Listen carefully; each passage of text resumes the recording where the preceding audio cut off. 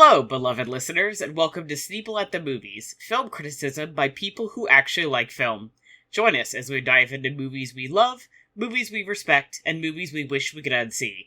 From the kids who are really in it now, it's Sneople at the Movies. I'm Matty. I'm Helena. And I'm Ezra.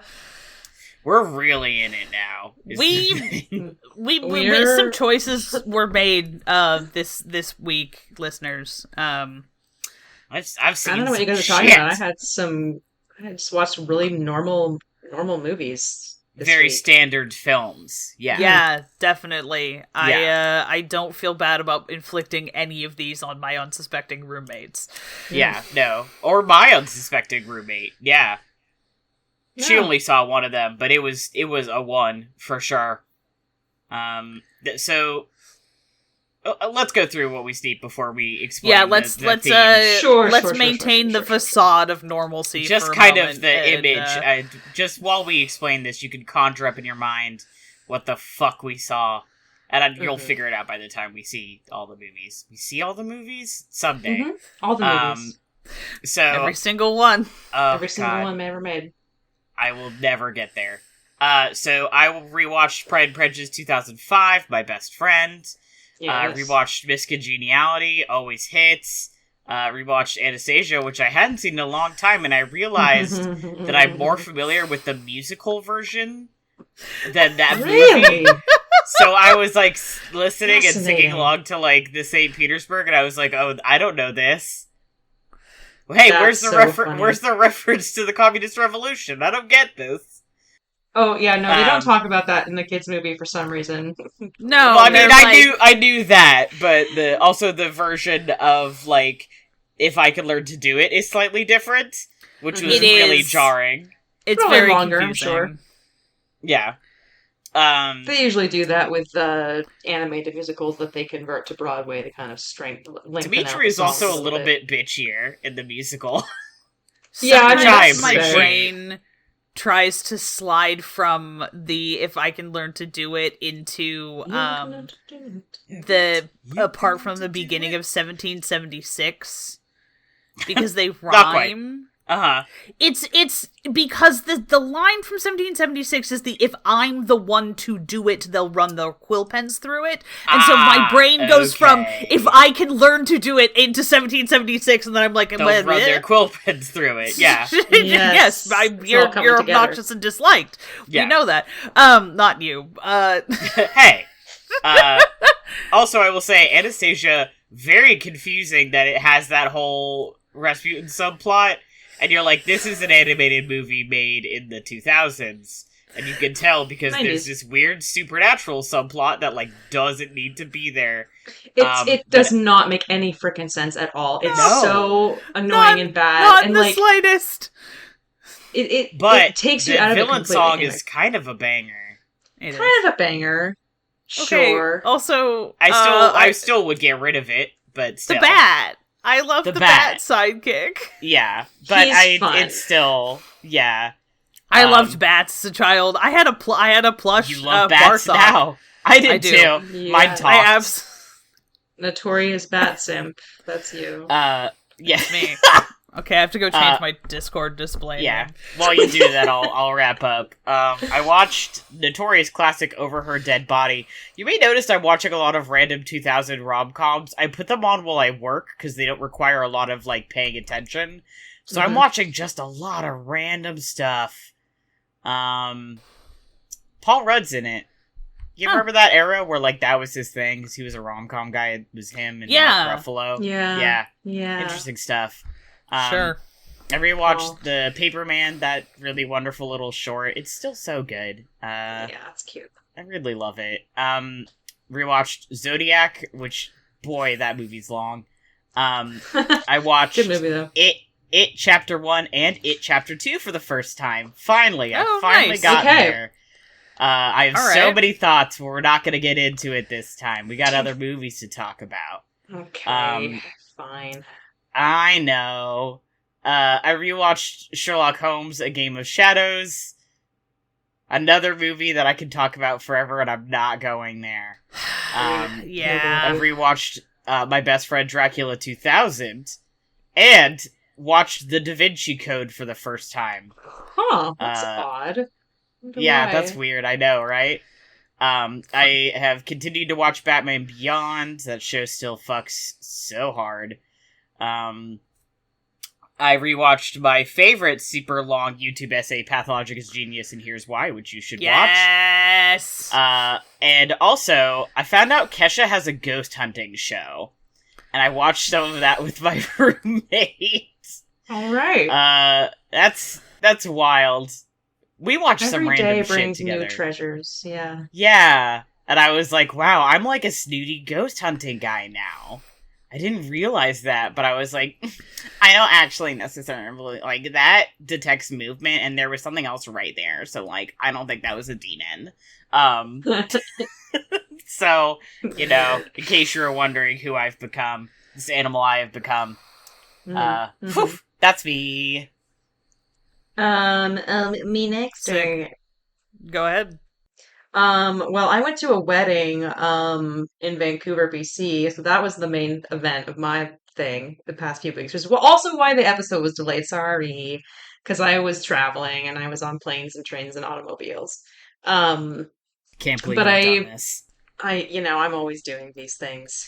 But I had a really good That is time. One of the movies that I watched while I was in Vancouver was my friend Demi, whose apartment I was staying in, really wanted to rewatch Chicken Run. So the day after the wedding, they're like, would you be down to watch Chicken Run? I was like, I'm always down to watch Chicken Run. So we had pizza and margaritas and watched Chicken Run, and it was great. That was the day after the wedding.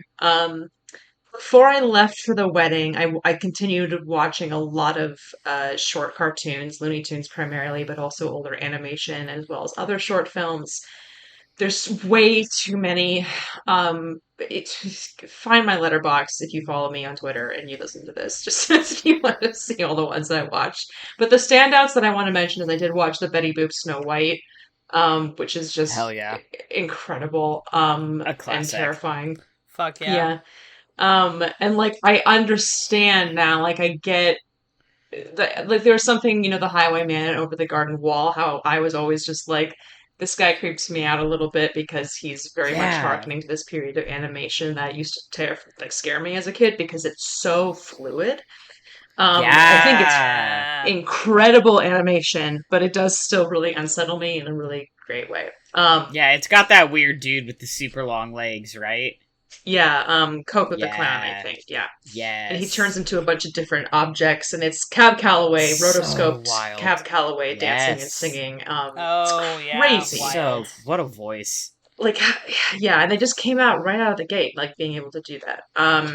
So Yeah. that was really fun. It's a banger. Some other ones were The Great Piggy Bank Robbery. Which is the one where Daffy Duck is reading a Dick Tracy comic, and he's like, I love this guy, Dick Tracy, and then he falls asleep, and he dreams that he's Duck Tracy, and he has to solve the crime of the missing piggy banks. Of course.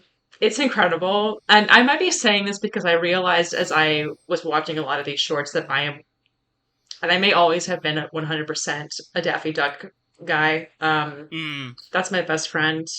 That's me also. Like we understand each other. So any Daffy short that really understands what makes Daffy Duck special is immediately something really that I can really sink my teeth into. But if anybody wants to watch any of the Looney Tunes shorts, like that one, they're all on Internet Archive. You can literally just Google it, as I said in the last episode, I think. Hell yeah. Yeah. So literally, if you want to watch any of them, they are there. That you can find them. And I highly recommend that one. Another short film that I watched on Canopy is Jim Henson's Timepiece, which is a crazy ass, absurdist, sort of stream of consciousness, funny short film, live action short film. Really, really cool, really well shot, really interesting and funny and great. Highly recommend. If you could see a little bit of like pre-Muppets Jim Henson brain. And he's there and he's hot, And then besides that, I also watched Leave Her to Heaven, which is that crazy movie. But Jean Tierney is beautiful and she should get away with it. I don't care.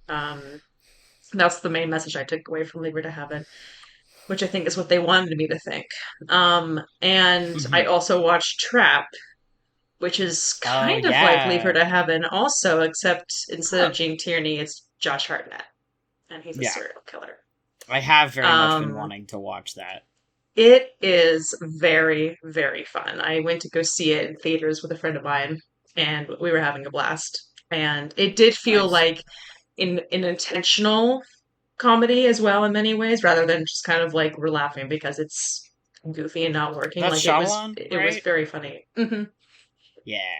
And I think much, as I've said repeatedly to other people outside of the recording, I think it's definitely a different tone than his last two movies, which I think have been a little bit more tragic and a little bit more meditative. Like there's elements of tragedy in this one, but like it's more of like a thriller, borderline comedy.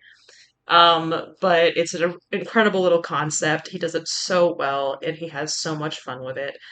Josh Hartnett is great. It's a really fun time, and I highly recommend it. Nice. I also rewatched on my little trip Holiday. I showed Holiday to my parents, and my mom really wanted to rewatch Finding Nemo, so we did that. That's the thing that happened. All of this talk about Alien Romulus made me really want to rewatch Prometheus, so I also did that when I got back, and honestly, that movie is better than I remembered it being. Cool. And I had a great time. I think it's really funny that the android David watches Lawrence of Arabia over and over again when he's in a space voyage, waiting for all the humans to wake up, and quotes along with it, and makes himself, and like quotes it several times throughout the movie, and models his hair after it. I think that's very funny. And so I thought that was funny before watching Lawrence of Arabia.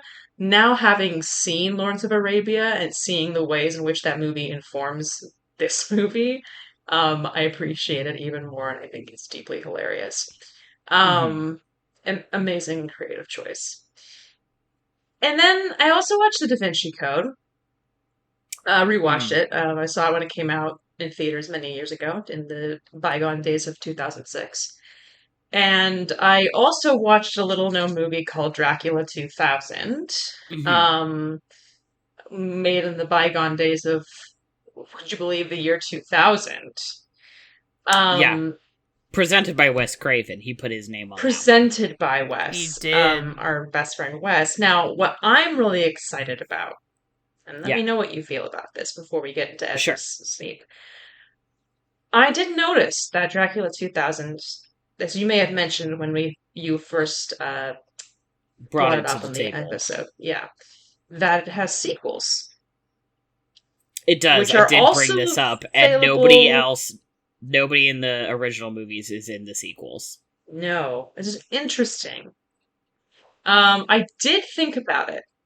I want to say that I did think about watching it. I didn't have time. Yeah.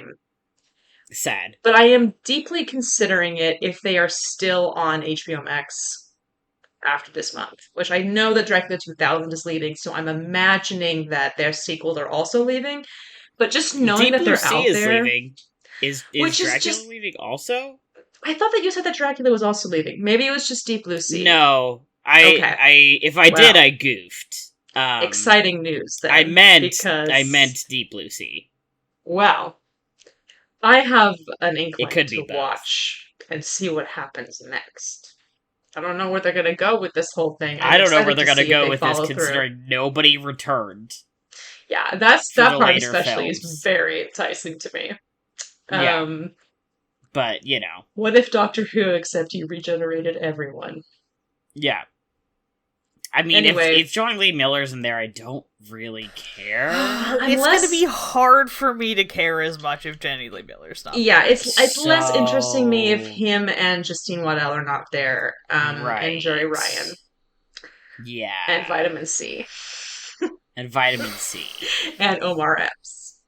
Yeah. However... Well, some of those people died in this movie. Spoiler alert. They did, but you can bring them back. That's true, you can bring them back. You can do whatever the fuck you want.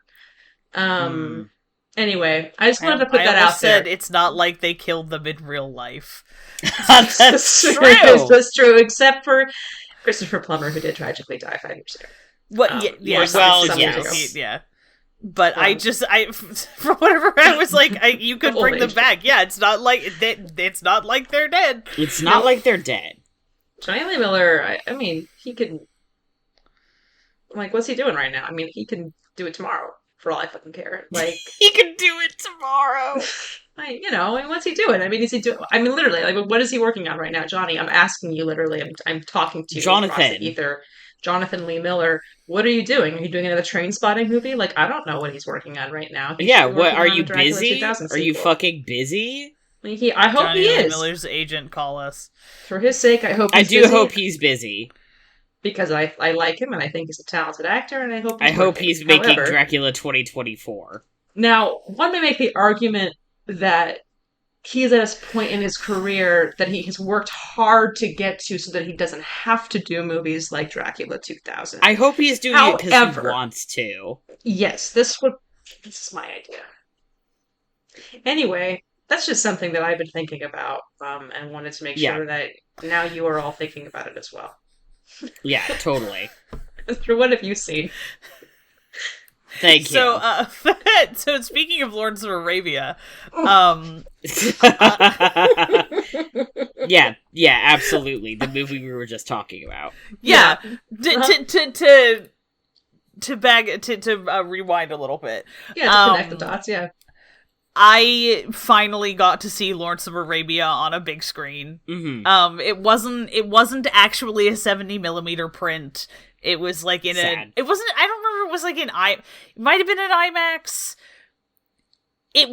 I got out of that movie really late. Yeah. And it was like, that was a bucket list item for me. And it did not disappoint. I have talked on the show before about my, like, extremely strong emotional responses to Lawrence of Arabia, as we all know. Yeah. Isn't it weird that I have feelings about people who are conflicted about the ways in which they have to perform masculinity? Isn't that weird? Mm-hmm. Anyway, I just kind of guys seriously came home and was like staring at the Lawrence of Arabia fan art that I have framed on my wall and was like, yeah, that was worth it. Yeah. Like, we talk a big game about how, like, it's kind of essential to see Lawrence of Arabia on the big screen, and people will probably be like, yeah, I get it. You see all movies on the big screen, I get it. You don't... It's like being punched in the face. Sure. The best way There's possible. some movies that you, in fact, should see on a small screen. Not this one. Sure. It's very difficult to explain the difference, but it is so... just the breadth and intensity of the landscape shots and the light are just like, it really is like, it's just like smacking into you in a way that's just like, it's overwhelming. It's amazing, the sense of place that it gives it, and like the just, especially like if you've ever, like, for people who like it reminded me of like when I was a kid, because I grew up in a place that has a lot of trees, a lot of mountains, there's shit on the horizon everywhere where I grew up. And the first time I ever went to like Montana, and it's just, the sky is really big. They call it big sky country, and then you don't really think about what that means, and then you're like, I'ma fall up there. So David Lean managed to translate that onto celluloid, and it's fucking insane. It's an insane movie. Anyway, that movie's insane. Everyone who made it was insane. Mm-hmm. It's also just like,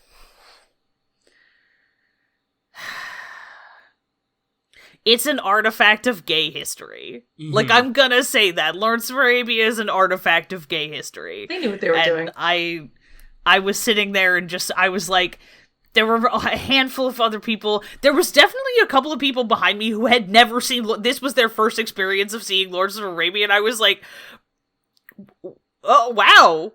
That was a choice. Yeah. Anyway, I was like, I'm having a different experience than everybody else in this movie theater, and that's great. I love it when that happens. I went by myself at, like, the movie started at 7:30 on a Monday night because I'm an idiot. Well, no. I mean, that's those are your only options. Like, I think my showing of that also started at like 7:30. Didn't get out of there until like 11:30. Didn't get home until 12:30 because it's like, yeah, I literally got home at like midnight 15. It's just like, and it was so worth it. It was 100% worth it. I got out there and I felt like I was gonna like die, but like it was incredible. Anyway, yeah. So that movie scrambled my brain. In a good way. I also finally got to see The World's End, the final Cornetto trilogy film, on top of the parking garage, and had a fucking blast.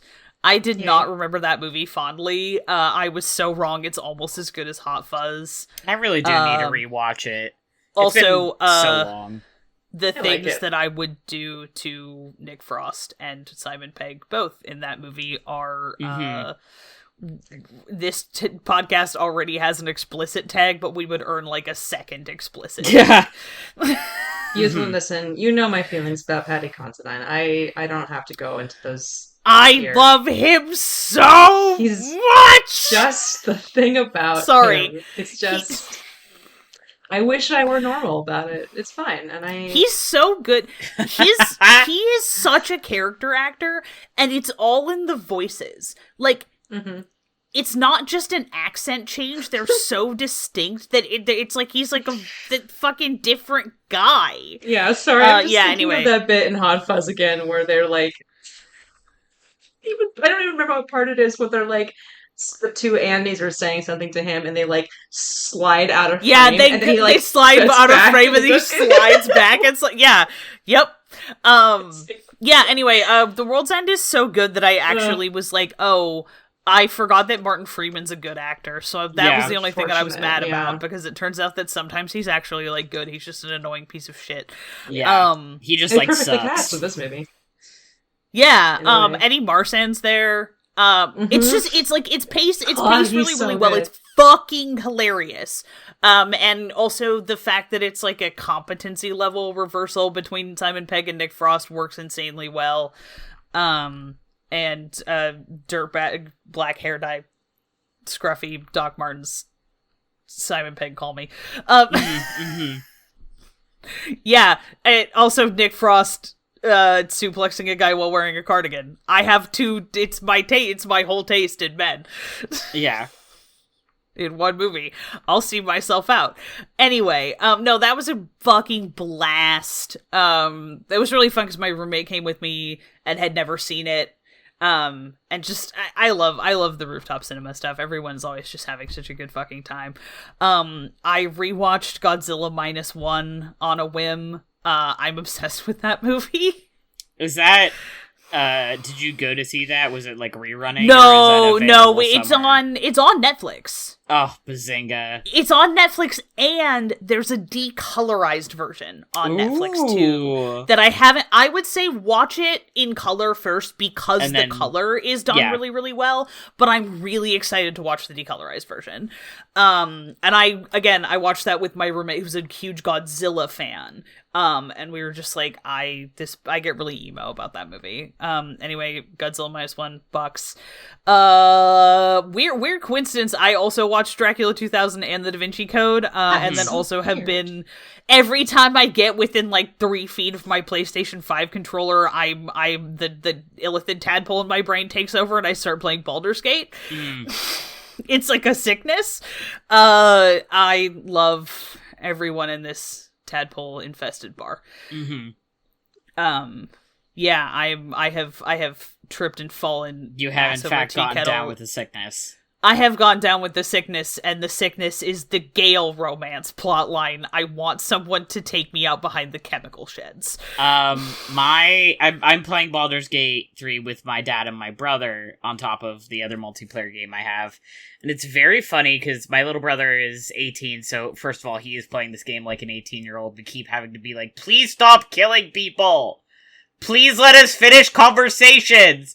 And he'll be like, I didn't know that you could play the game without killing this person. He's played it a bunch. And I'm like, yeah, because you keep killing people! Dude! And he's like, I'm trying really hard not to kill people now. And I'm like, okay, thank you, I appreciate you. Is your little brother actually the Dark Urge? No, he's just an 18-year-old. You know, how it is. I'm goofing, I remember. He told me that he was playing a Dark Urge in another multiplayer thing he was doing, and he was going full, just leading directly into it, murdering everybody who's, like, slid into his field of view. And I was like, that is so funny, because when I'm playing my Dark Urge, Boromir from Lord of the Rings, he's like, no, I can't do any more murder. But my brother was like, no, I'll do all the murder. That's great. I love doing murder.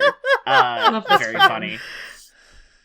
Wow, I totally forgot where that story was going. Oh well. Nobody's nerfed. We'll move on. Yeah. He's romancing Gale. That's what it was. He's romancing Gale. So Gale's the one we always bring with us.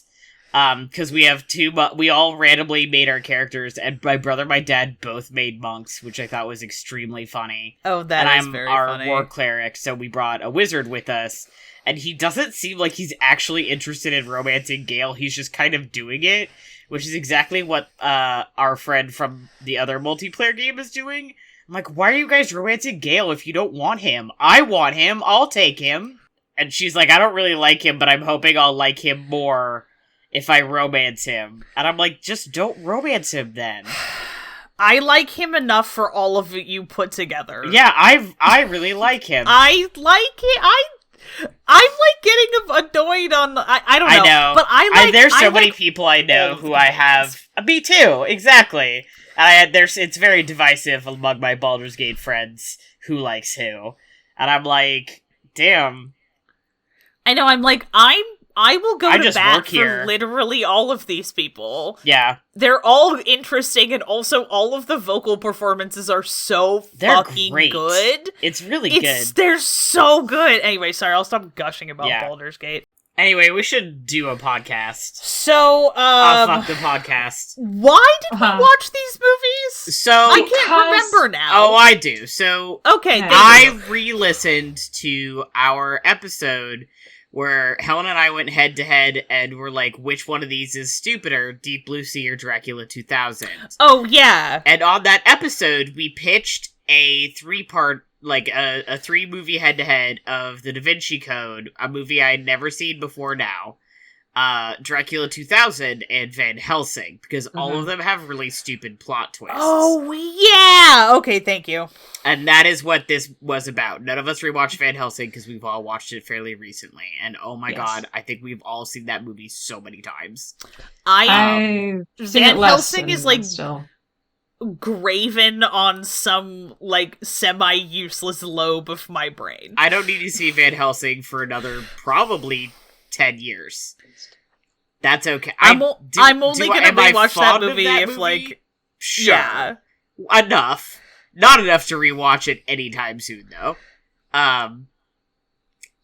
It's not my friend the way, like, The Brothers Grimm is my friend. My affection for that movie is, like, partly a bit, but also partly extremely real. And it's partly Sneople related. Because it is also, yeah. I mean, you can't, with the Brothers Grimm thing, for me, it's like, I can't say out loud, yes, I own Terry Gilliam's The Brothers Grimm on DVD without having to be like, it's kind of a bit, but also it's not. Because when I saw that movie, when I was 13, I was really into it, and I had to get it on DVD. It changed my life. You know? For me, it's like, I can't talk about The Brothers Grimm without being like, I don't even know if I own it, but it's like, no, I think I do. Anyway, it's like, is that a good movie? No, but I love it. Yeah. I don't own it because I think it's good. I own it because it's my friend. Which is how I feel about Dracula 2000. So So, a brief rundown of we've talked about Dracula 2000. If you don't know, go listen to the other episode. I liked that episode. I was happy with that one. That was very funny. That was very fun. I had as the person who didn't watch either of those movies, we should rotate who's judging. Yeah, that was very funny. But I had a great time, mostly because I don't actually re-listen to the show that often. I do sometimes. Neither do I. Because sometimes the sound of my own voice weirds me out. But I have gone back and listened to that to re-experience the pure joy of 360 no-scoping the twist at the end of Dracula 2000. I tend to listen to every episode when they come out just to, like, listen for what, like, audio things on my end, and also to kind of hear what my insane rambling sounds like played back, and if it actually sounds even remotely intelligent. But that I don't always like re-listen multiple times to episodes. That is an episode that I have absolutely re-listened to multiple times because I think it's a really funny and a very fun concept. And that whole sequence when Ezra again no-scopes the twist of that movie and then contemplates what it must have been like, since this movie came out on Christmas, for people to go and see that in the movie theater, specifically for Jewish families going to see that in the movie theater and then having to sit through that twist specifically. I think about it every single day of my life. I forgot that came out on Christmas. Yeah. Helen, do you remember what the name of that episode is? The Han Solo of the Ocean. Solo of the Ocean? Okay. Mm-hmm. That is episode 62 for people wanting to go back and listen to it. It is, as mentioned, the episode title is The Han Solo of the Ocean, and it is Sneople episode 2. Wow. Yep. 62? 62. We've been making this podcast for a really long time. Yeah, so this will be, what, like 118? That was we have doubled our episode amount in the time since that episode came out. That's nuts, man. Yeah. Which is mind-boggling. You should listen to the episode, but the brief thing you have to know going into this is the twist of that movie is that Dracula is Judas. You know, from the Jesus stuff. From the hit musical Jesus Christ Superstar. Oh yeah, exactly. And I was like, I need you guys to guess who Dracula is based on the information I gave you. And there were a couple of guesses, and then Ezra was like, Judas? And I was like, oh, you know it, brother. And then there was some screaming. So, yeah. And then, for those who have not seen the Da Vinci Code, you don't need to, I would say. It's 2.5 hours long. Don't watch this movie. Also, and I sat there the whole time being like, what the fuck is happening to me right now? It's like National Treasure for adults and bad.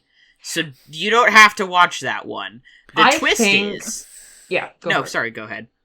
No, I think that if people do, for some reason, if you are still unaware of what the twist in the Da Vinci Code is and what the big scandal was when the book came out, I recommend reading the book instead. Not that the book is good by any means, but I think you get more out of the enjoyment of the twist the book isn't stuff. Necessarily good, but it is very readable. Yes. It's like book popcorn. You will accidentally sit down, and if you get into it, you will read like 3/4 of that thing in one sitting and then be like, huh? Yeah. Listen, I owned a copy, and I owned a mass market for a while, and it was hard for me to get rid of it because I would open it and I'd be like, I'm gonna just read. I'm gonna slurp down half this book. And then before I knew it, I read like 50 pages. I did that with, I am the weirdo who thinks that Angels and Demons is better. I really liked, I read Angels and Demons like a lot of times as an adolescent. It's fun. I mean, it's the same thing. A long time they're ago. not good. No. But they're fun. They're like, they're airport. Yeah. Yes. If you don't take them seriously, hotel books, they're fun. which is why you kept finding them at hotels. Yeah, also I kept reading them over and over again because I kept finding them in motels while on family vacations. Funny. It was one of those, like, if I had a nickel for every time I found a copy of the Da Vinci Code and then just read it because I was bored on a family vacation, you'd have a quarter. I would have almost enough for, like, meaningful parking meter money in downtown Bellingham.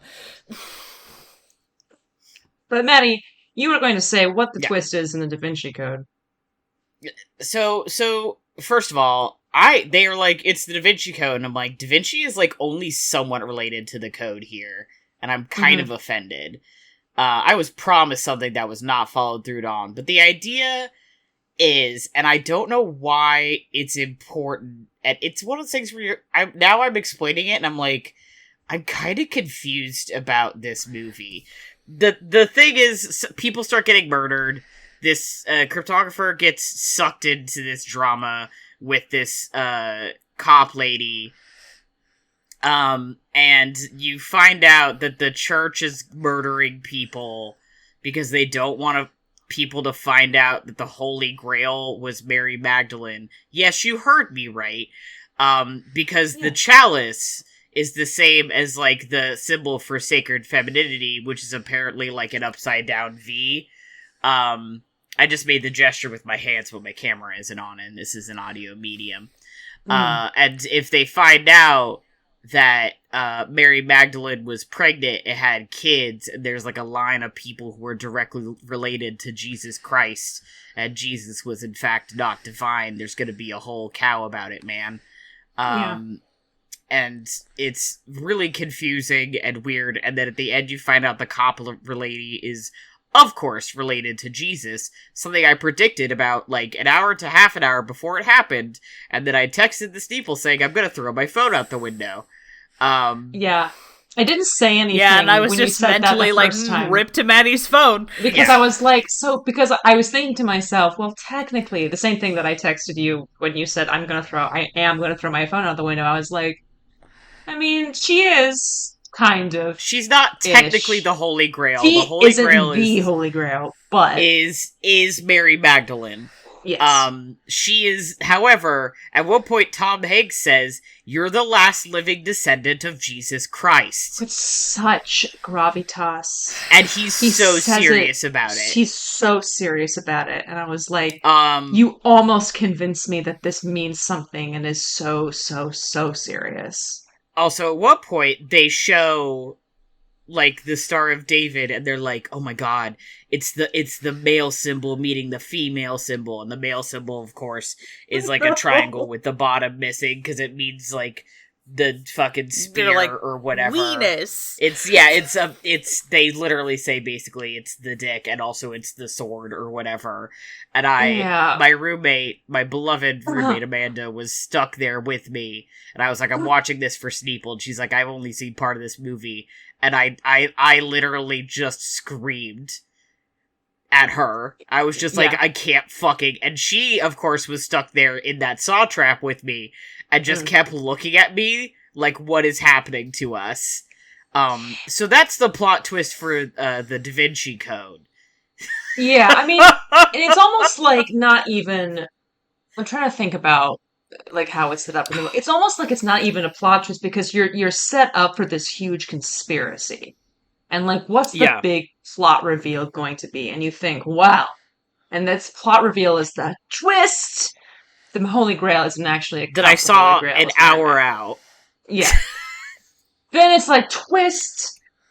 She's the last living descendant of Jesus Christ. Which, in the movie, is different than the book, because in the book, her brother also survived the accident, and then they separated them and kept them separate, and then he's the priest that's at the...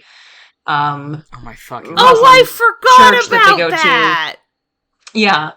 And I kept, like, expecting the priest to be like, I am your brother, Sophie, and then he never did, and I was like, oh, right, they killed him in this. They just were fucking they infanticided him.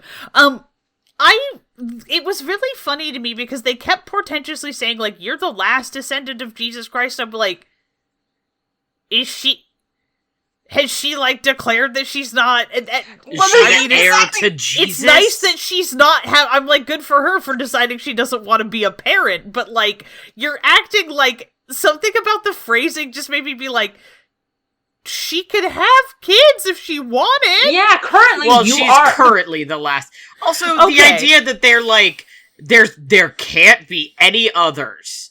Yeah. Is like, bro, if there was one kid over 2,000 years ago, there's no way they've killed everybody else. Are you saying that nobody ever had more than one, like, child who there's survived like long one enough direct to legacy?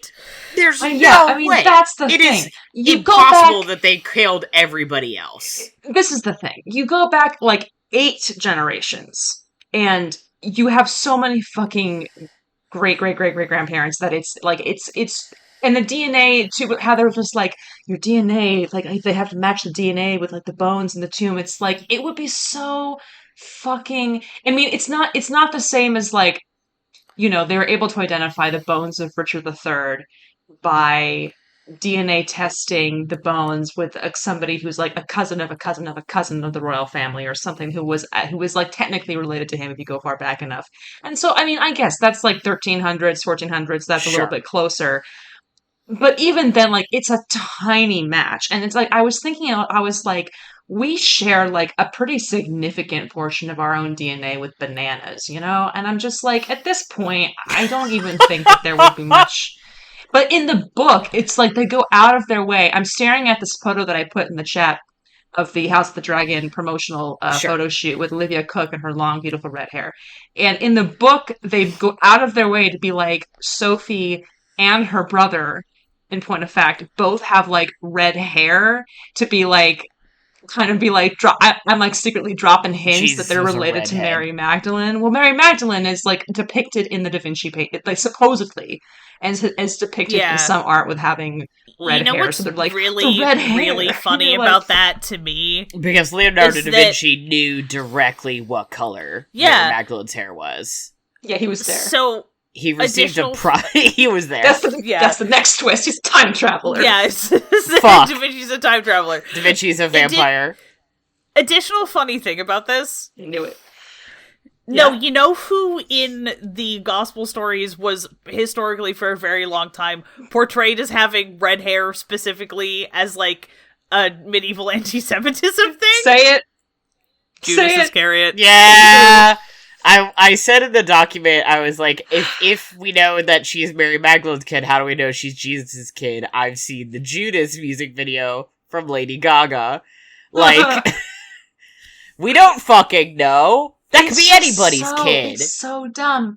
And then the twist is like, well, now we know where she's buried. She was buried in the Rosslyn Church. Under the Louvre the whole time. Well, that's in the next twist. He's like, wait a minute, I thought it meant this one thing. But it actually means she's under the Louvre. I, like, was on the verge of tears when they were like, she was under the Louvre the whole time. I was like, also, I can't live like this. This is not the movie's fault. Do this. This is the book's fault. But it does kind of annoy me how, like, it's kind of the movie's fault. No. What I'm about to say specifically is a book complaint. The book cover had a, like, portion, as you remember, like, a portion of the Mona Lisa on it. Yeah. The Mona Lisa is, like, barely... It's the Da Vinci Code, but the main painting that's mentioned in the book and is used as, like, evidence is The Last Supper. The Mona Lisa only makes an appearance at the very beginning. But you're just like, why is she... Why are you bringing my girl into this? Like, what did she ever do to you? Because no one gives a shit about The Last Supper. Well, apparently not. It's a pretty famous painting. I mean, I do, but, like, if we're talking about sellability, if you think of Da Vinci, what is the first painting you think of? They think of Mona Lisa. No, you think of Mona Lisa. Also, it's easier to fit half of her face on there than to fit half of the Last Supper on there. I guess in fairness, would you have turned it sideways? I guess in fairness, it is hard to do a recognizable clip of The Last Supper, or you'd be like, who's these fucking haters? Recognizable. You'd be like, I mean, I would know what you're doing because you could do a modern library edition of it that has, like, the kind of artful, like, little, you know how all the modern the whole trend of taking classics and finding a piece of artwork that suggests somehow the book that you're about to read and making that the cover. But you could do that literally with The Last Supper and make a little modern library thing with the little dots on it and be like, Last Supper, Last Supper. Penguin Classics stuff. Da Vinci Code. That would be fun. Modern library. Get on it. Okay, to get back to the point, anyway, for those who has to see. So, one of the B plots I just want to say briefly of this movie is that Paul Bettany is a monk assassin. Yeah, he's an albino monk assassin. Yeah, who's getting pushed around by Alfred Molina to like kill people. He's the one doing the killing, and that's like the B plot. Like, that doesn't matter. And I'm like, how the fuck is this less important?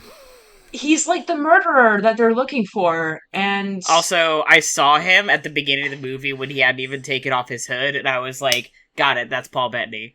Gay. ID. Sorry, Z, I keep talking over you. No, he's a distinctive looking man. He is. The contacts are good. Like his styling is good. Look bad. Yeah, I mean he's good at being freaky. Convincingly. Yeah, he is good at being unsettling.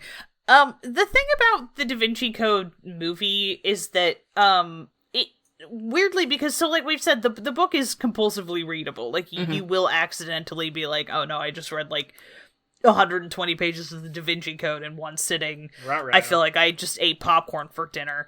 That's the best of us, yes. So if nothing else, it's like, it's a page turner.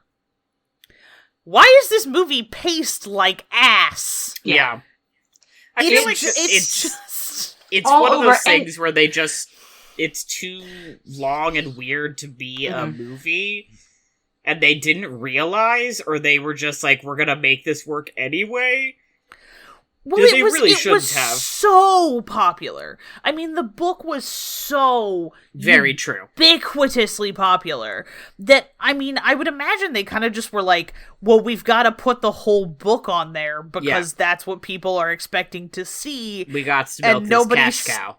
Nobody stopped to be like, I don't think that this is a good format in which to try to tell this story. No. Because it just ends up with, like, the stakes are kind of incoherent, and there's not... Because you're like, oh, they're... It's like they're on the run because they're wanted for murder, but they're playing, like, European border tag in a way that's also just, like, not executed well. Yeah. They're on the run for murder, but it feels like that, like, only sort of matters. Yeah, it's because they're on the run from something, and they're on the run trying to find something, and those two things are not related to each other. Yeah. Or, like, you're sort of later supposed to figure out that they are, because there's there's this web of, like, double dealing and people pretending to be part of one faction and they're actually part of another faction. But fundamentally, so, like, I keep coming back to National Treasure because National Treasure actually does this in a way that's, like, it does, because it's a well-put-together film. And it does a similar thing in a way that's, like, it works, all hangs together as a movie. The thing about National Treasure is that you are both running from something and running towards something. That's fine. The thing is that you are trying to stay one step ahead of someone who is trying to do bad things to you, but also is, like, going for the same thing. Interpol doesn't give a shit about the sarcophagus of Mary Magdalene or whatever the fuck. They don't care. So they're not... It's not like they are following the same clues. They're not trying to get to the clue before the next person. They are trying to simultaneously avoid the police and go clue hunting, and those two things end up working against each other. It's also... Sorry. No, go ahead. I was gonna say, in National Treasure, they are also on the run from the cops. But that is related to the clue hunting, because the cops are trying to be like, what the fuck are you doing with... It's not because they killed somebody, which is entirely unrelated to the mystery, it's because they stole the fucking Declaration of Independence, which is directly related to the mystery. Yeah. And so their they're cops trying are to hunt also, out the if clues badly, related. right, their cops are also, if not as well, trying to follow the same clues that Ben and also Ian's team are following. And Right. it's a really fun character building thing because you see Ben and Riley going for like trying to steal the Declaration, like in that whole setup, like trying to find all of these clues, and then you see Ian's team going for it, and you see their different approaches to it, which in Ian's case involves way more violence and way more disregard for life and for other Right. people's safety, and less intelligence and less like appreciation for history and more just like blunt force. Smash And and so grab. you get to use that as a good way of establishing their characters and their goals throughout the entire movie. And then you can play with that a little bit more as the movie goes on. And then with the cops, it's just like they're cops. And then you get to play with that a little bit until the reveal about Harvey Keitel being there, kind of being a little bit smarter and knowing more than he lets on.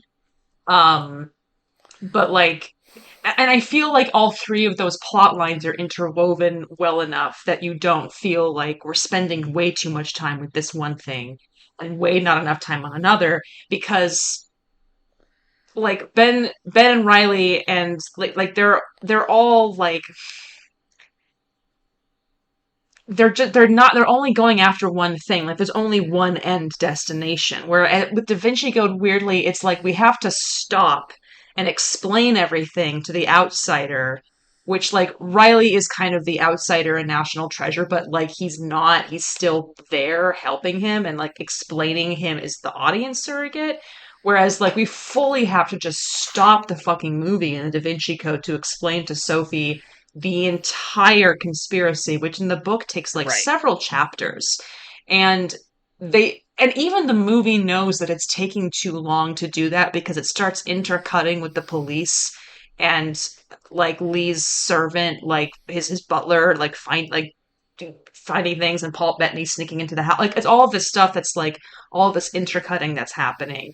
And I'm pro intercutting in movies. I think that book to movie adaptations are sometimes more reluctant to do it.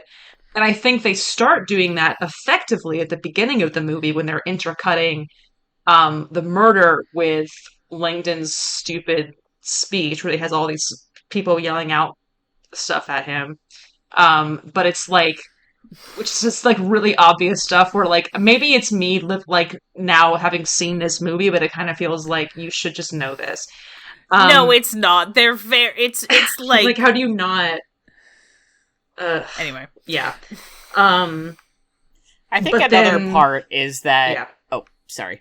Well, no. It's just that, like, I felt like at the beginning, the stupid writing aside, I felt like the intercutting of those two things was used effectively at the beginning, and I was kind of like, oh, that's good. And then later, it kind of is like, now it's interrupting the tension because we're taking way too long on this one thing, but also intercutting somehow feels like it's highlighting the lack of tension even more for some reason. It's like it doesn't. The things that are being intercut are not like it. They don't add a sense of urgency to the like if the you know that scene A and is being intercut with scene B. It's not, you want to do that to somehow add something to scene A. A sense of urgency, a sense of dramatic irony, a sense of something. Yeah. It doesn't add any sense of urgency to it because it's like there's just a bunch of there's a bunch of different shit happening in this movie, and it's so, the goals of it are so diffuse that it's like, what do these people even fucking want? Yeah. You know, and then Ian McKellen, obviously, you know, a titan of the profession, is over here acting his absolute face off because of course he is. He's never phoned in a performance his entire fucking life. He's the only one where we know what he wants. Yeah. Everyone else is like, we're just following the clues and we don't know what the clues lead to. I don't know. Robert Langdon's like, oh... Yeah. With National Treasure, we know, like, the whole time, what is this leading to? The treasure. Easy. Yeah. Done. And meanwhile, we're 3/4 of the way through Da Vinci Code. They're like, "Oh, we're trying to find Mary Magdalene's tomb." Yeah, and he's yelling about how this is going to this is gonna like restore gender equality to the Catholic Church, like and how racism. Like, is this gonna end racism? And it's gonna show that Jesus wasn't actually divine. And I'm like, that was a doctrinal decision made at the Council of Nice that they had to argue. That was like somebody said, yeah, we're going with this interpretation, fellas. Which they talk about. Which they talk about. I'm like, I kind of think that the problem is that if you know literally anything about the history of Catholicism, this whole thing just sounds so fucking dumb. Mm-hmm. And I listen to a lot of medieval history podcasts, which means that I know a lot about the history of the Catholic Church, because the history of medieval Europe is the history of the Catholic fucking Church. Which blows. And he's like, it's the source of the church's power on earth. I'm like, you mean all of their money and real estate? Like, what are you fucking talking about? Do you think everyone's gonna just run away from Catholicism if they find out that Jesus was just like some guy who happened to perform miracles? Jesus fucked Dude, that's God? called that's called a saint. Jesus got married and fucked? Dude, there's an entire... The Orthodox Church priests get married and have children. This is like, no. Yeah. What are you the idea that Jesus fucked and had a kid does not undo the fact that he did miracles and like committed divine acts. Like, people are not going to respect Jesus less just because he fucked around and found out. Probably create a new sect, for God's sake. Everyone's who knows? stoked about saints. Great! It's gonna schism the church again. Again. Oh, jeez. That's bound to happen in 50 more years anyway. Yeah, it's just the stakes of it are so...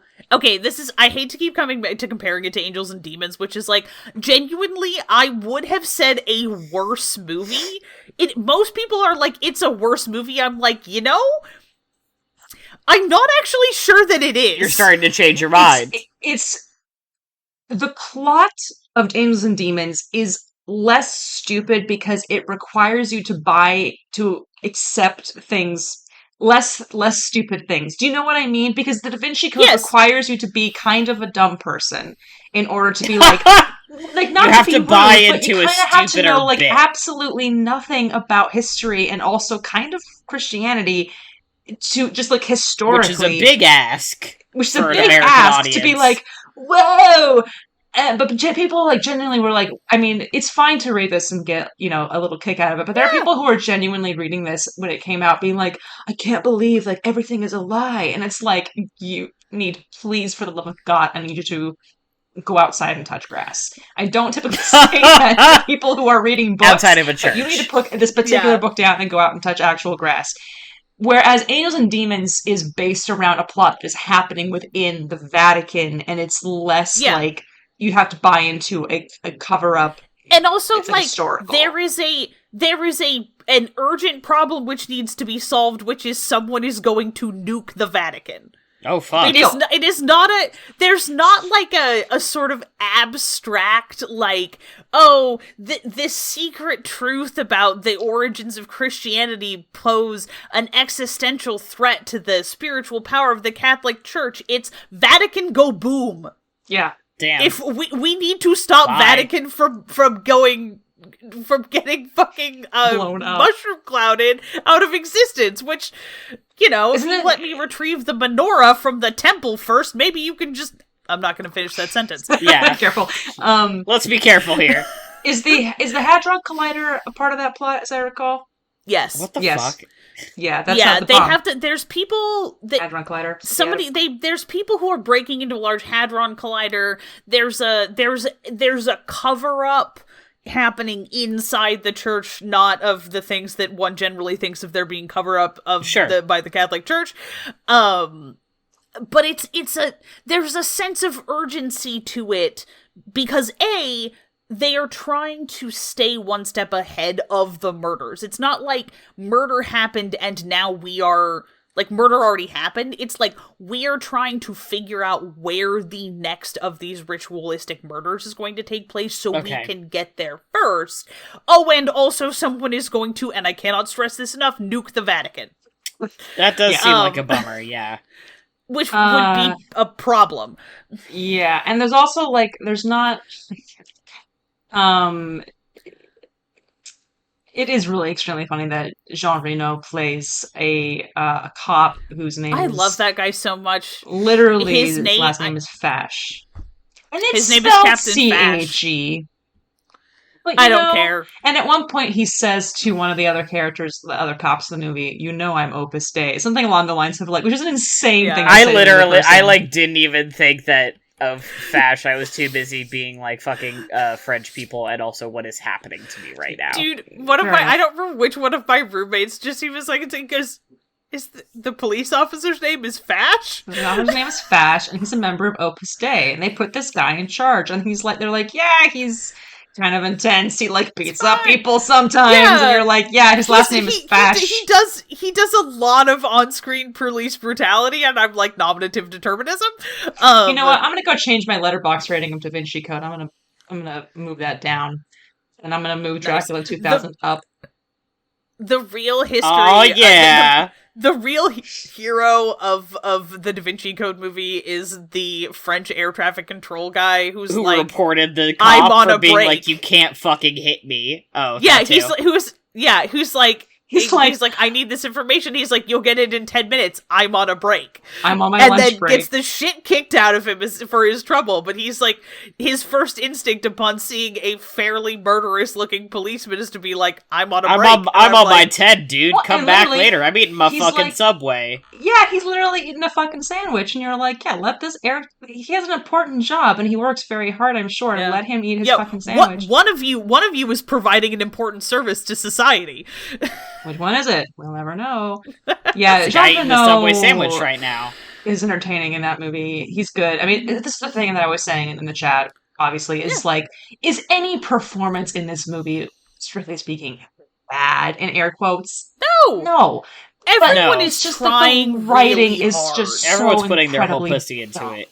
Yeah. The writing is just abysmal. It's abysmal. If we are just looking at the movie as a piece of film, ignoring the plot, which, to be fair, when you're looking at a full movie, you can't really ignore the plot, but we'll pretend and we'll move on. You can decide which is less technical important. elements for a moment. Right. It's not awful. It's not bad.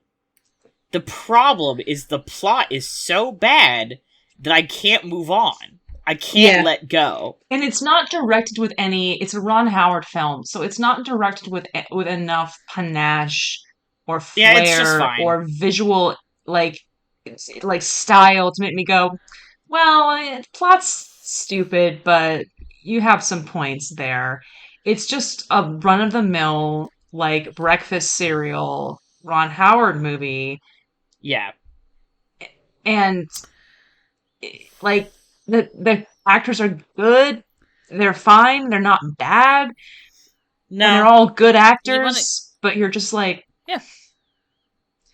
Why would you make Tom Hanks say that? But, why? Why would you make America's Father say that? He's trying very hard. You made America's Father say... Oh my god, his haircut is so bad. So bad. It's so bad. I'm sorry, I just kept saying this out loud. I was just like, I can't... Like, Tom Hanks is, he's not my type, but he's a handsome man. He's not a bad looking guy. Like, he's in his era in that time period. He's charming.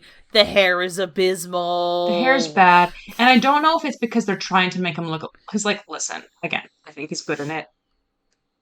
Yeah. He's miscast. He is he's old so fucking for the part. Miscast. He's too old. Because not in the way that Dan Brown wrote that character. Because Dan Brown wrote Robert Langdon to be a kind of like sexy. Oh, he's such a self-insert. It's like fanfic thing. So you're just like, so this is like this. It's like I think about the scene in Indiana Jones, like the first Raiders. Less athletic Indiana Jones. Yeah, when she like blinks her, and she's written "I love you" on her eyelids. It's like that's how people in universe. That is how women feel about Robert Langdon. Like he's described as being very, very handsome.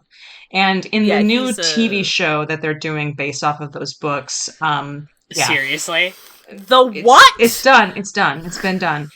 The guy that they cast is much younger and fits that type more directly. I'll show you who it is. That's so funny. I'm gonna get high and watch that. He's a good actor. He's been in he was in the Fear Street movies. He was in Succession. He was on some stuff. I think he's good. I can't remember his name. I'll find him for you. But he's again not really my type, but very typically handsome. He has to have. There has to be a. I'm making the gesture that means je ne sais quoi. He's got a little thing about him. Why was the lost symbol canceled? Oh yeah, I never got around to reading Negative that reviews and confusing mythology and odd pacing. Oh gosh, you don't say that's so strange. So I'm gonna lay part of the fact that this movie is paced like ass at the feet of the fact that Dan Brown has a script writing credit on it. Because there are an insanely small number of people who should be allowed to adapt their own work for the screen, and as far as I'm concerned, it kind of begins and ends with Louis Sachar. Yeah. Look, there's some people. I'm sure there are other ones, but Tom Stoppard. Oh yeah, that guy looks familiar. Tom Stoppard obviously is allowed. Tom Stoppard's allowed to do pretty much whatever he wants. Yeah, see, okay, serviceable. Go look this guy up. He's got a more striking face. I mean, that's the thing about Tom Cruise. Yeah. Why did I say Tom Cruise instead of Tom Cruise? Automatic. Why? It's automatic because this is the Tom Cruise podcast. I had a dream about him in a movie the other day. It was very weird. I forgot to text you guys. I made up a Tom Cruise movie in my dream. Wow. It was. Tom This Cruise. is how I dream. I dream in stories. I don't I make up. So Tom Cruise was there. I made up a Tom Cruise movie, and it doesn't exist, so you guys can't watch it with me. That's so Bummer. sad. Yeah. I bought a $3 copy of Minority Report last time I went to the record store. Yeah, you did. Oh, here we go. Anyway, movie. Yeah, I'm excited. Anyway, so because hilariously, you know the other person who has a script writing credit on this is my friend and yours Akiva Goldsman, known for, among other things, writing A Beautiful Mind and Batman and Robin. Oh, didn't they work on and is Star Trek? He's the producer. He's the showrunner for a bunch of the new Star Trek shows. I think he's he's definitely the showrunner for Strange New Worlds. He's kind of like the showrunner for the new Star Trek. Right. Or at least for a lot of it. He wrote for Discovery, he did Picard and Strange New Worlds. Right. Right. My man has written some weird shit. Yeah. Practical this. This guy wrote Practical Magic? Hang on. He co-wrote and produced the film adaptation of Stephen King's The Dark Tower series. Yeah, he did. That didn't do very well. No. Wrote for Fringe. It is So my man has had some hits and some misses. Fascinating. Ooh, he's worked with Ron Howard a lot because obviously he worked on Beautiful Mind, which is a bad film, and he worked on Cinderella Man, which is a fine movie. Russell Crowe's hot in it. Paul Giamatti's good in it. That is true. He is hot in it. He worked on the original Da Vinci Code. He worked on Angels and Demons. Yeah, some wild. interesting thing. He's a producer I for. just really. Sorry, I need to say this. He's a producer for Deep Blue Sea. Yeah, it all comes full the Son circle. and the Holy Spirit. We're at this point. It's like we got to start playing 6 Degrees of Deep Blue Sea on this show or something like that. Anyway, the point we all come to at the end of the day is Da Vinci Code is not a good movie, and the twist at the end is real dumb. What about Dracula 2000? Dracula 2000. This is so interesting because going into this, I assumed that Dracula 2000 was going to be a worse movie than the Da Vinci Code because I didn't really remember the movie of the Da Vinci Code at all because I don't think I'd seen it since it came out in a theater. Yeah. And I don't know if it's that my taste in movies has changed, which is entirely possible because on the surface, Dracula 2000 is trashy. Like it is. It's trash. It doesn't try to be anything it isn't. But it knows it's trash. Yeah. And as opposed to the Da Vinci Code is a series of swings and misses. Yeah. It's trying to be highfalutin intelligent, and you're not saying anything. This is bullshit. No, actually, whereas Dracula 2000 is what if Van Helsing had been alive for 100 years and Dracula was Judas? And you're like, sure, man. Yeah, okay. What if Van Helsing and was still alive? supported by Virgin Records? I do have a critique. So funny about the Judas. Yes, of course, and I think that is extremely reasonable. Many. As I mentioned, think it's stupid. Well, yeah, the whole concept is mind-boggling, but yeah, I was under the impression that when I watched this movie, it would explain somehow the natural progression of once I was Judas and then I became a vampire. No. It didn't really do that. No. The explanation is God wouldn't have me. And you may wonder, why? Is there a specific reason other than you boned over his son? A thing that was determined to happen anyway? Nope. So then... And why does that make me a vampire? Because God didn't want me. Okay, but then you're like, Van Helsing is he is the original. And you're like, but that's not even... true. Also, how did he get from there to being a warlord in early medieval is that part of the legend? He had time on his hands. Even canon I guess he did in this movie. We don't know. That's fair, but they call him Dracula, which is the historical thing. Was the son of the dragon, Vlad Dracul? Yeah, you would think that because his dad had a dragon banner. Yeah. I mean, once again, he was kicking around for a while. Yeah, I guess he just was bored. Got bored. Yeah. I don't know. I would have been really bored. If I'd already been kicking around for over 1,000 years, I would have started making shit up too. Now here's my next question. What was he doing for that first 1,000? Well, napping. Well, probably being took a really long depression nap. Yeah.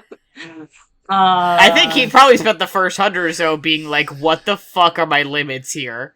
Yeah, absolutely. I don't want to get gruesome, but I think that's probably the next step was what can I do? Can anything I do work? Can I fly? Can I turn other people into how long do you think it took before you realized you could turn other people into vampires? And was the transformation, that was an accident? Was the transformation immediate? Did he immediately get sent back down to Earth and was I have fangs now and I have to drink blood to survive and I can turn into a bat? Left. The rope snapped when he tried to hang himself. But now the question is, when he tried to kill himself and failed and the rope snapped, was he immediately a vampire? This is my question. Or was it he woke up? Because that has happened to other people historically, and those people have not turned into vampires.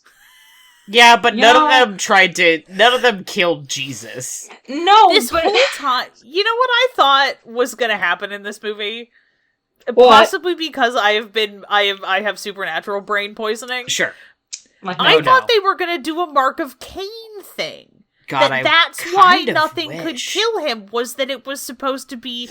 I'm just saying that's what I would have gone for in terms of why can't you die. But also, this is a movie which even if they wanted to go with the God thing, they could have been like, God cursed me to never. They literally could have said, I'm Judas, I killed Jesus.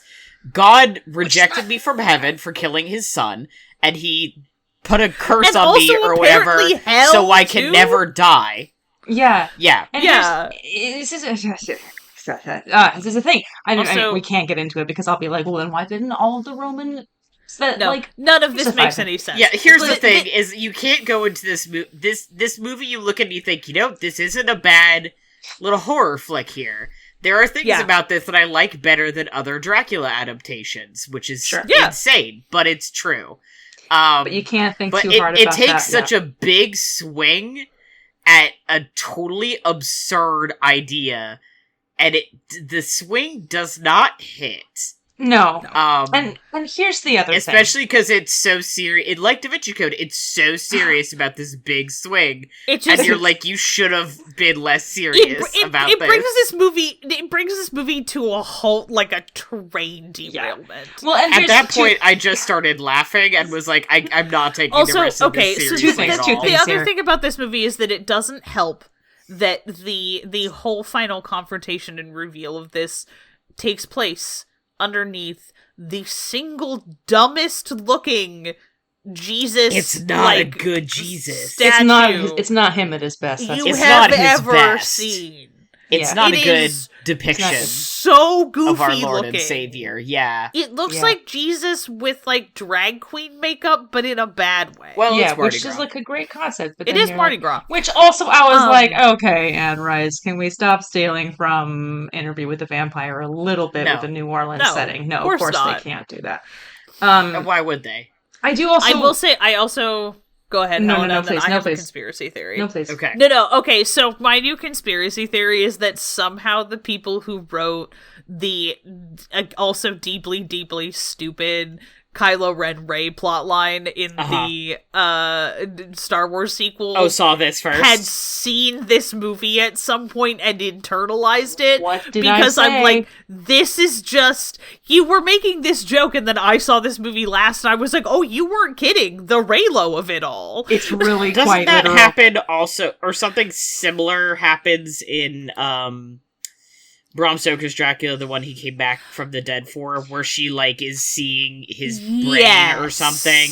I feel like this happens in Dracula adaptations. Not quite in the same literal way where, like, the Kylo Ren Rey of it all really hits me in the face. Skype. It's literally like the visual cinematic setup of it is literally like she turns and sees him, and it's like the same kind of setup where she's like, each other through whoa, the Force. You're in my room. And he's like, why are you in my room? She's like, why are you in my room? And you're like, okay, let's get this conversation moving a little bit. Well, he's more like, fuck yeah, you're in my room. And she's like, why are you in my room? Jesus Christ. And her roommate's like, which is not a good thing to say while he's right there, but whatever. Yeah.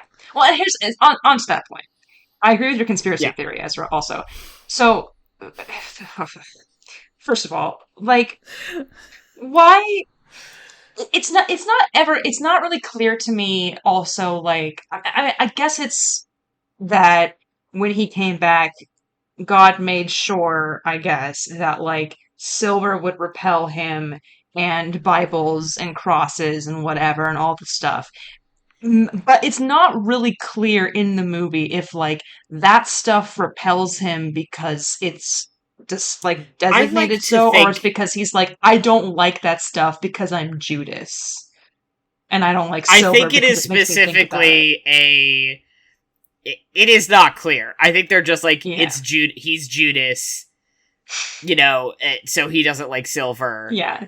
But they talk about him like it's he's one like of a those dog things where he doesn't like loud noises. Yeah.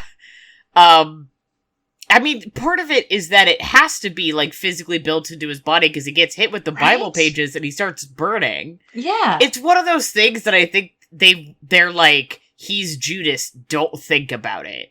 And it's hard not to be like, But what the fuck? Because it's so crazy that you want to think about it. This movie is, like, in between you're like, there's stuff about this movie that is slightly too good for it just to be B-movie schlock, but there's a lot of it that is just B-movie schlock, so it's just a weird spot. Yeah. Also, the way I get through this is I'm like, this is just surprisingly good B-movie schlock, and I'm just gonna live my life this way. I mean, you can't say, to your point, you can't say something like, he's Judas, and then follow that up with, don't think about it, because that simple statement, Dracula is Judas, is a question that bears thinking about. Is insane. Yeah.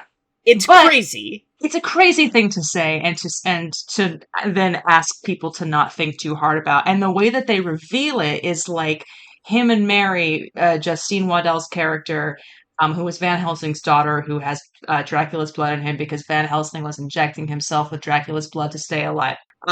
They have sex finally, and it's crazy. And I guess he turns her, and then she, like, sees, like, his history, and I did laugh out loud, because this is when the Judas revelation happens, and they just show us Gerard Butler in a really shitty, like, Judas costume, like, with the pasted on, like, beard, and he's like, and then he kisses Jesus, and he's you're like, at the Last Supper. Yeah, and you're like, whoa, the connections. And then she comes out of it, and she's like, you know, like post-orgasm, she's like, whoa, he's Judas. And you're like, she's like saying it like, what? Of course, he's Judas. The silver. That's why. And you're just like, because I think that's partly because the writers knew that that was the one fucking bugfuck piece of, like, lore that they were like, we have to explain this to you. Do you get it? Shaking you. Do you get it? Because everything else. I mean, I picked Dracula it up when they were in the library. I was like, there's no way he's Judas, right? And then they went for that, and I was like, are you fucking serious? That's the thing. When I first watched it. They're going out of their way. No other piece of Dracula media that I've seen goes out of their way to be like, what about the silver, though? We have to explain something about who Dracula is, other than, like, Vlad Dracul. I almost want to think that was the impetus for the entire movie. That they were like, it's weird that they don't really explain the silver thing, right? We have to do something nuts to explain who. And instead of researching, like, what are the actual deep origins of silver in Eastern European like superstition that led to this belief, we are gonna make Judas Iscariot. Judas. Yeah, but on the other hand, Jerry Ryan. But on the other hand, dude, Vampire Jerry Ryan really was working pretty good. I mean, there are very few situations in which Jerry Ryan is not sad. He looks so sad and so beautiful, and I just you think he's going to be the protag, and it's not. It is her. Yeah. But he spends a lot of time looking like just like the saddest man. Yeah. And it's pretty dope. It's pretty great. We spent a lot of time messing each other about baby cow eyes. Yeah, he's got the, like, biggest, wettest eyes, and he's like, Christopher Plummer, are you sure you're not my dad? Like, I thought you were my dad figure. Yeah, which doesn't really quite, and Christopher Plummer's like, no, fuck off. No, fuck off, I'm a shitty dad. Yeah. You're like, ouch, dude. Damn, okay. Like, please leave, I have to go shoot up with some leeches. And Johnny Lee Miller's like, but I brought you a crossbow. And he's like, yeah, it's cool. But Dad! But Johnny Lee Miller has this crazy history with this insanely hot woman who is the one trying to... we haven't even talked about the fucking heist part of it. Which you've already talked about in the episode, obviously. But, like, the whole opening there's a heist at the beginning. Is crazy. It's the first 14 minutes of the movie where, like, his secretary is, like, sneaking her boyfriend Omar Epps and his team of like criminals, which include the terrible, horrible Danny Masterson and some other people, into this like crypt underneath the Carfax Antiquities, which are just like, oh, it's like the Lucy Westerman thing where, like, her roommate's name is Lucy Westerman, where you're just like, yeah, I get it. Like, you didn't have to do that, but okay. And then they go under there, and there's all these, like, booby traps, and then there's, like, this huge ass coffin, and one of the guys tries to, like, open it, and he gets like impaled on it. It's pretty fucking rad. It's crazy stuff. Like, there's some really crazy shit that happens. My dude, there's like 14 minutes of a shadow run heist at the beginning of this movie. Just like happening underground. Which whips, frankly. It's very good. And then they go on a plane with a coffin and everybody gets turned on the plane, which is great. They are like, what if they're like, we're gonna blow up the coffin. I'm like, in the plane. Yeah, you said that, and at one point they accidentally shoot a hole out the plane, and I was just like, "Fuck the plane!" in the pressurized cylinder that you all need to stay alive. Pressurized metal tube that's floating 3,000 feet up in the air. That one, you want to blow something up in the not sending their brightest, but that's fine. He gets killed anyway.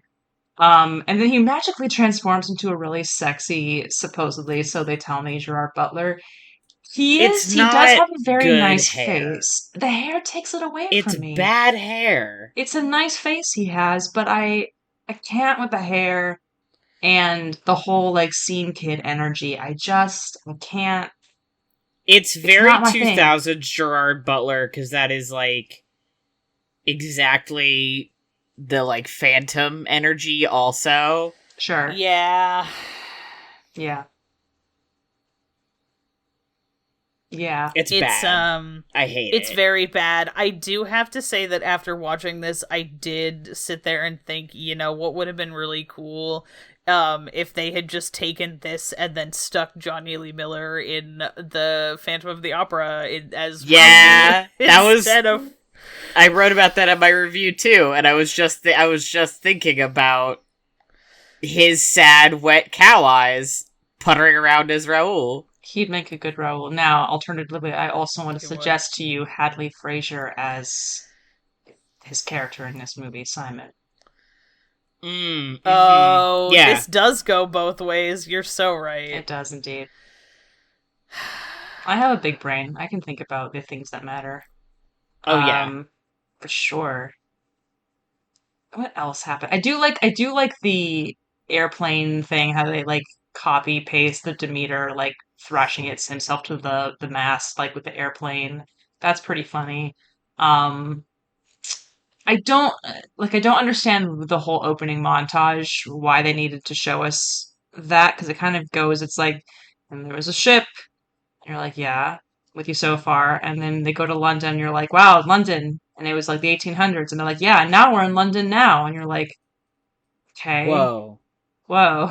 Like, you could have just started with, I think, taken all that shit out, and just started with the scene at the Antiquities place and then go straight into the heist. I don't think you need all that shit. But I think that's where this movie, like, the one genuine place, because, like, this movie being trashy, I don't really care about. Like, I really like that. I don't mind that. The actual, like, quote-unquote bad aesthetics of it. Like, I think that those are actually neutral in terms of quality to me. I like them. Mm-hmm. The only things that actually, like, really bother me are parts where like they think they needed to, like, it's somewhat to the Da Vinci Code, where they're like, the audience isn't gonna get this, so we need to really hammer in the fact that this is like Dracula, and you're like, no, I think that they'll be fine. Like, even if they haven't read Dracula, like, I don't think it really matters. I don't think you have to show us the Demeter at the beginning. You can just save that little airplane thing as like a fun treat for people who have read the book. But like, I don't think that you need to like constantly be like, you know what this reminds you of, and you're like, yeah, I mean, I get it. I do. I heard you know the what it first reminds time, me of. Yeah. This was like, kind of fun, like Buffy style vampire fights, in this one, and yeah. It had some fun little action sequences. It's nothing to write home about. I think it's one of those things where it's like, do you want to watch a little garbage? We want to have fun watching a fun, weird Dracula movie from the year 2000? Great. I have a good recommendation for you. Do you need to go out of your way to see this one? No, I don't think so, but I think I enjoyed watching it more than I enjoyed watching the Da Vinci Code, a movie I genuinely don't think I would watch again. Yeah. I think that this movie is would be a fun, like, party movie. Agreed. You know? This is a fun drinking game movie, I think. Yeah, it's a fun drinking game movie. It's a fun, like, oh, guess what? I'm gonna inflict on my friends for Halloween or whatever, and we can all, like, I can listen It's my to everybody sleepover. We're watching Dracula 2000. Yeah, everybody. I can enjoy everybody losing their shit, laughing over the fact that oh my god, he's Judas Iscariot. What the fuck that comes out of? Like, that's so nuts. Exactly. Real quick. Yeah. I'm looking at the cast for Wes Craven's Dracula 2 Ascension, which is the sequel to Dracula 2000. Pretty unremarkable cast for the most part, except Roy Scheider. Yeah. Nathan Fillion's in the first one. Let me be clear. We haven't mentioned that yet. That is incredibly important. Nathan Fillion with a terrible haircut is in the first one. But Roy again, there's a lot of really bad hair in these movies. The hair is fine compared to Gerard Butler, I would say. That is true. It's not his best look, but I am kind of want to watch this movie now. I think I've had Gerard Butler's haircut in that movie. But it would look good on you. It doesn't look good on him. Thank you. It does not look good on him. No. Okay. Oh, boy. I'm seeing some things. Possible. And they're still carrying on the Judas Iscariot thing, huh? Okay. That does not shock me one bit. Also, the end of Van Helsing is the implication that he's yes, Gabriel. We talked about this before. We don't need to talk about it a ton. That's why that movie is on this list. Man, it fucking happens. It's like, also, he is maybe the Archangel Gabriel, and you're like, I'm sorry, excuse me? He's the what? Like, don't worry about it. I mean, you're like, I'm kind of worried about it. And you're like, don't worry honestly, about it. I kind of wish they had gone, like, more balls to the wall with that. Wow. Like, I wish they had just, like, straight up said it, but that movie kind of feels like they were thinking about making a sequel and then didn't. So that movie does have the vibes of they were like, maybe this is gonna get a sequel. Maybe people will like Van Helsing enough that they'll make a sequel, and then no one did. Rutger Hauer plays Dracula in the third movie. And how many of them did they make? They just made. He does? They just made 3. Roy Scheider is in 2 of them. He's on the back 2, I assume. He's in 2 and 3, and you were wrong when you said that nobody from the first film returns with the sequels. Oh, what was that? Who returns? Tom Kane, the famous voice actor Tom Kane, who plays the news anchor in the first movie, comes back as two separately different characters in both movies. Kind of like right. You're so right. I'm so sorry. Bringing back the same character for Law and Order, like 5 seasons later. I fucked up. You did. That's on you. I can't believe this. But luckily, I'm here. I can't believe I've done this. Helena, I appreciate you covering for me on this one. You're right. I mean, that's what I'm here for. I didn't realize that Tom Kane was retired. Okay. Imagine making that much money in your life. This guy's got so much. Anyway. Just thinking about how I can't believe I have to go watch the other ones of these. Yeah, I'm kind of like shit. It's kind of funny to me. So the other ones now. Tom Kane plays him in Powerpuff Girls, and so that's how I'm just going to think about him in the Dracula movies. Oh, okay. I do think that we can say that it is the official position of this podcast. Yeah. That it is better to love and have lost than never to love at all. No, to like have realistic storytelling goals. Oh, that too. That that it's like and to like when you're making schlock. I mean, we've said this before. If you're gonna make schlock. I love schlock. I love garbage. Yeah, I am like a raccoon. I've seen garbage. Multiple Friday the 13th movies, and I will continue to watch more in the future, including the one where he's in space. Yeah. And that's fine. That's Jason. Just do it. Also, there are stories that carry between mediums better than others. Yeah. This is Yeah, true. I sure, man, I sure wish some revelations about the divine feminine or whatever would help to erase the legacy of blood of the Catholic Church. That would be nice. I would like to live I wish Mary in the Magdalene universe where would that was delete like the real Catholic Church. Yeah. I'm like, this is a level of optimism that I'm like, oh yeah, wouldn't that be nice? Mm-hmm. But alas, 'twas not meant to be. What? Maybe Now this Ewan is McGregor is brief. the hot Let's. priest. Yes, no, please. No, I was just gonna say one last question before we left, but I agree. Yeah. Now we know that if you found out you were a direct descendant of Jesus Christ, that wouldn't do anything to the church, right? What if someone was like, you are, like, the direct line, he's your great whatever grandfather. A lot of greats. What would the first reaction be? The first response, like verbally, the first response that comes to mind is like, "Are you sure?" So, they're like, "Yeah, no, how we're do you sure. know? We can prove it." Okay. I'd be like, "Oh, I guess." My first reaction would be, one, how did you get my DNA sample? Very good. Because I've never done anything like 23andMe. My second joke here would be on which side, because this is gonna be really funny if it turns out that nobody gets to keep calling me a patrilineal Jew. I was gonna say, if it's on your mom's side, that's very funny. I'm like, that's really funny, because both my parents are Jewish, but my mom converted, and some people are stupid. And I would be like, joke's on you, motherfucker! Yeah? Yeah, that would be pretty But good. my first question would be, where did you get my DNA sample, you freak? Yeah. No, in this case, we have to submit that, like, it was on purpose.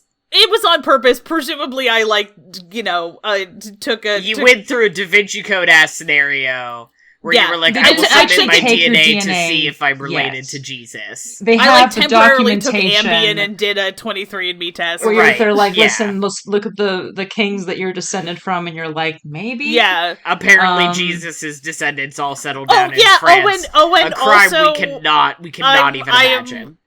Hang on, I gotta look up. Yeah, no, your first response would be, I'm French? That's terrible.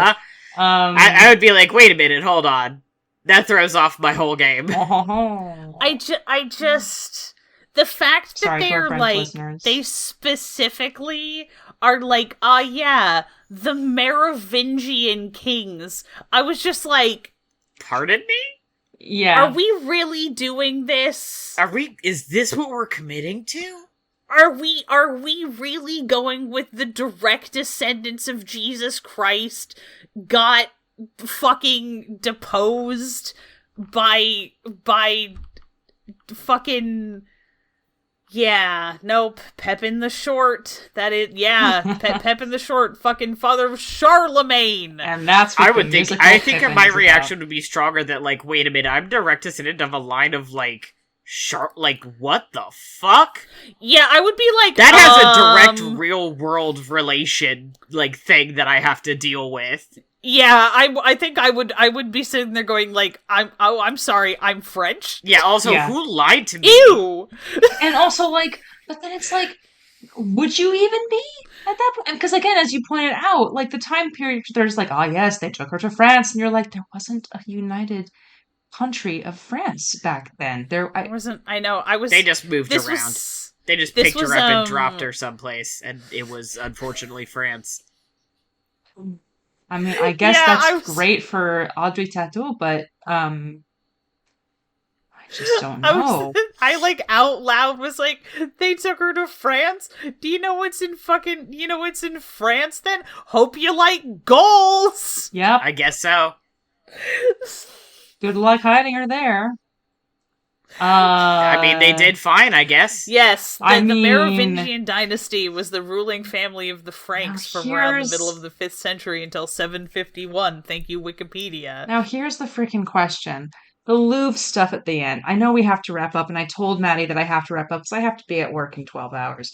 But here's the problem that I'm having here is, like, the Louvre stuff is all about... It's so funny. The Louvre did not always... And this is actually one of the funniest bits that's actually in the book that is genuinely funny, is, like, Robert Langdon keeps running into French people, and they keep asking him, what do you think about the Louvre? And he's just like the pyramid, the Louvre, and he's like, no, it's nice. And they're like, sucks. And then when he talks to people, he's like, that someone else asks him, he's like, what do you think about the Louvre? And then he's like, yeah, scar on the face of Paris. They're like, I think it is beautiful. And then he's like, what the fuck is happening to me? It's like just a bunch of French people gaslighting him. It's kind of great. But like, the Louvre pyramid is relatively recent architecture that was added to the Louvre Museum. The Louvre itself, as a historical place, has been around for at least a decent amount of time. I like the idea that they moved her and then they put the other thing in. Yeah.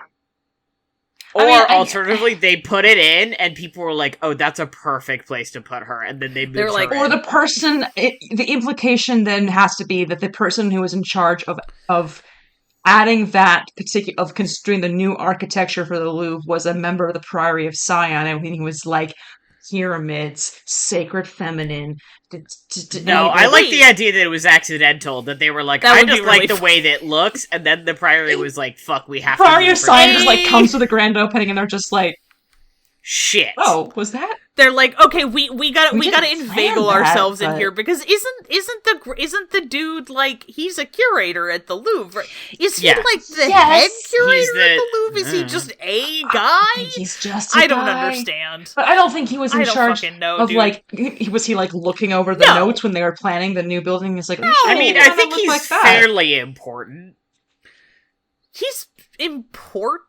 I don't understand. He was the Grey Master losing track of the plot of that movie while I was watching make any fucking sense. It was very confusing. Make any fucking sense. It was very confusing, and it just people just kept talking to each other, and I was like, I don't understand what you're talking about or why I should care. That would be a movie where even if I was like the slightest bit high, I'd be like, I'm too high for this movie. Yeah. I was sober and I was too high for that movie.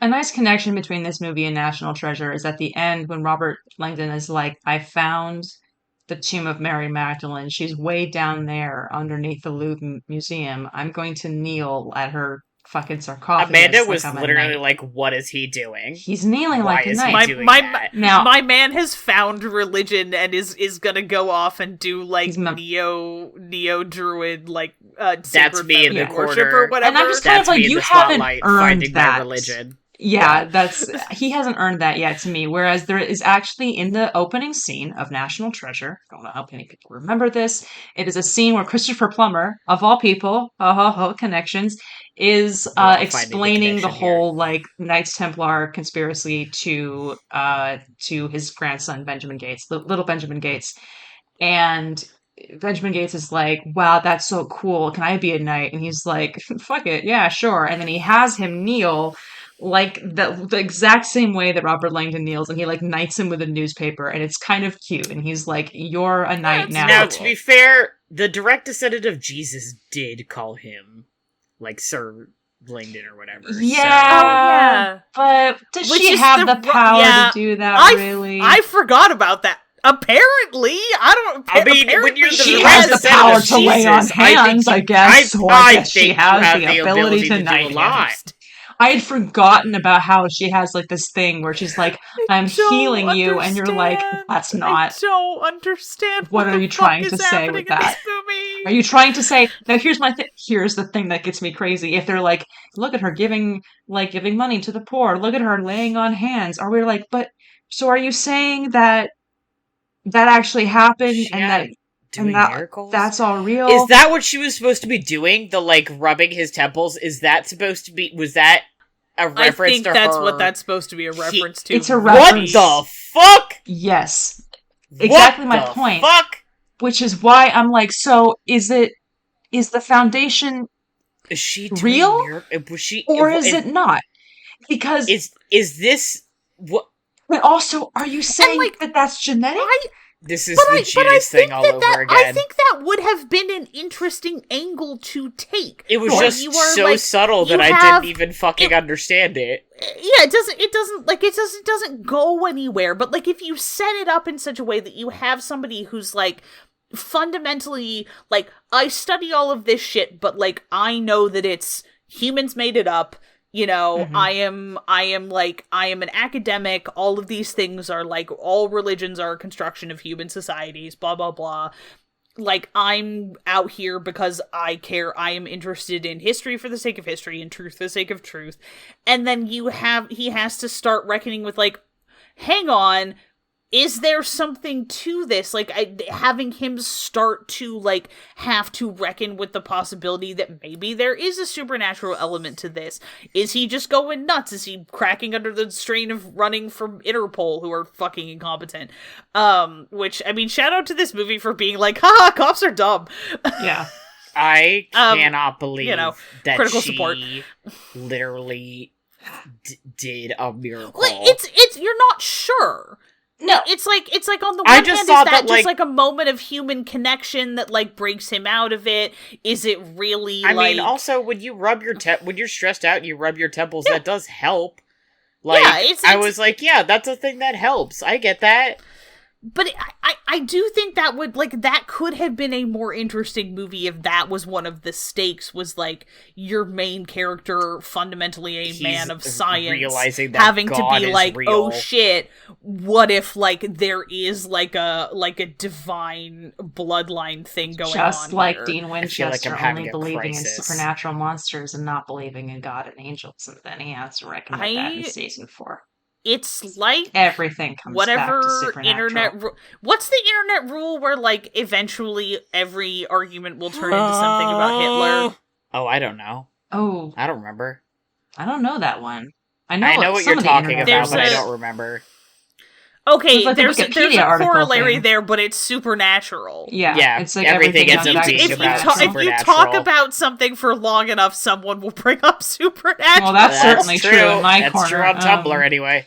Certainly true on this podcast. Okay, okay, we have to go. We have to get out of here. I have to go eat dinner. I'm hungry. I'm like coping with this stupid movie.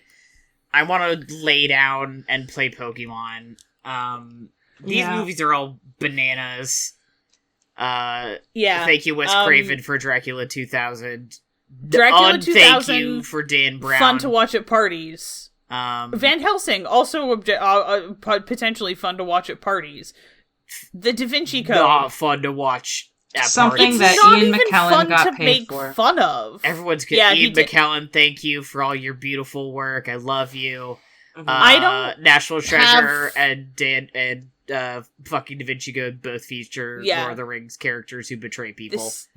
Yeah, they do. I don't have like the priest kink does nothing for me. But Alfred Molina looks really good in a Cardinals uniform. Of course, so does Nathan Fillion.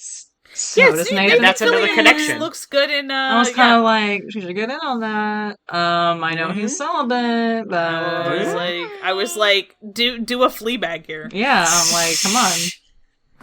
It's not the too door's late. wide open. Okay. It's not too late. Okay. Yeah. Whew. Sorry, I had to get my Alfred Molina thirst in there. No. I understand and I respect you, and you're right. Yeah. Oh my god, I feel like my brain's leaking out of my ears. Yeah, that's about how I feel about this. Taking a deep breath.